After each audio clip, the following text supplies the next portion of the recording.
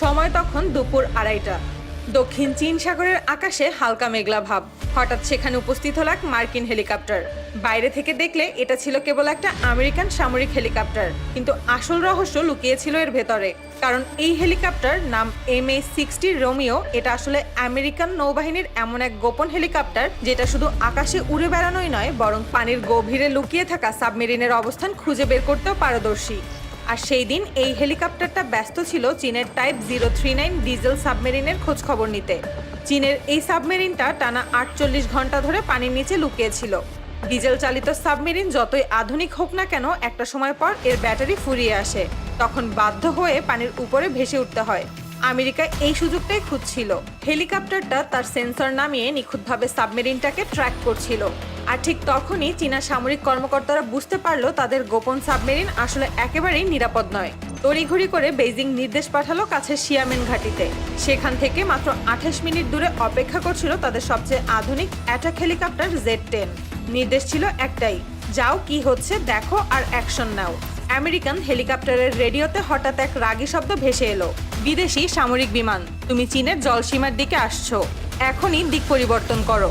শব্দটা কানে পৌঁছালেও মার্কিন পাইলট খুব একটা গায়ে লাগালো না, কারণ তারা জানতো তারা কোনোভাবেই চীনের জলসীমার কাছাকাছি নেই। তারা ছিল 50 নটিক্যাল মাইল দূরে, একেবারে আন্তর্জাতিক আকাশ সীমায়, যেখানে তাদের থাকার পূর্ণ আইনি অধিকার ছিল।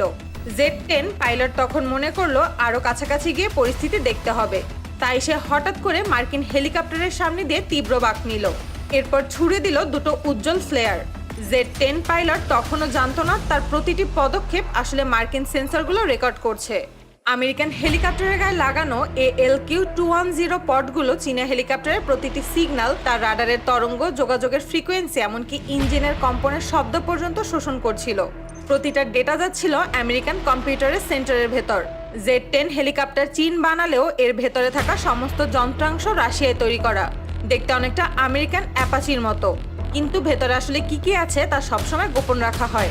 চীনা হেলিকপ্টার যখন আরও ফ্লেয়ার ছুড়ল, তখন আমেরিকান পাইলট এক অসাধারণ চাল দিল। তারা তাদের ডিপিং সোনার সরাসরি নিচে নামিয়ে দিল, ঠিক সেই জায়গায় যেখানে চীনা সাবমেরিনটা লুকিয়েছিল। এবার সাবমেরিনের ভেতরে সবাই ব্যস্ত হয়ে পড়ল। সাবমেরিন ক্রুরা হঠাৎ করে নিচের দিকে নামতে চাইল, কিন্তু এত দ্রুত নিচে যাওয়ায় পানিতে বিশাল শব্দের ঢেউ ছড়িয়ে পড়ল। নৌবাহিনীর নিয়ম হলো যত বেশি শব্দ করবে শত্রুর কাছে ততটাই সহজে ধরা পড়বে, কিন্তু এই ভুলটাই হলো। 8 মিনিট পর অবশেষে Z-10 পাইলট নিজের রাডার দিয়ে মার্কিন হেলিকপ্টারকে লক করলো। আর তখন আমেরিকান হেলিকপ্টারের ALQ-9N জ্যামিং সিস্টেম চালু হলো। এর ফলে হঠাৎ করেই চীনা পাইলট তার স্ক্রিনে একাধিক হেলিকপ্টার দেখতে পাচ্ছিলেন।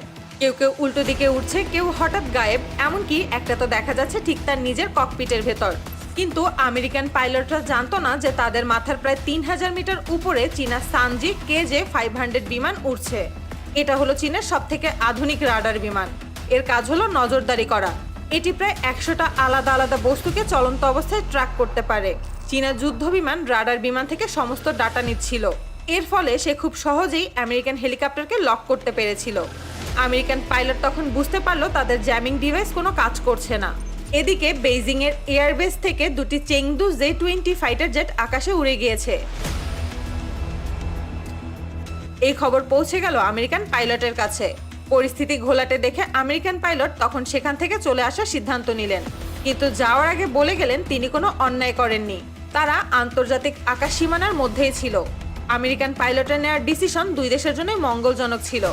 যদি আমেরিকান পাইলট কঠোর ডিসিশন নিতেন তাহলে এর ফলাফল কি হতো তা আপনি, আমি, আমরা সকলে ভালো করেই জানি।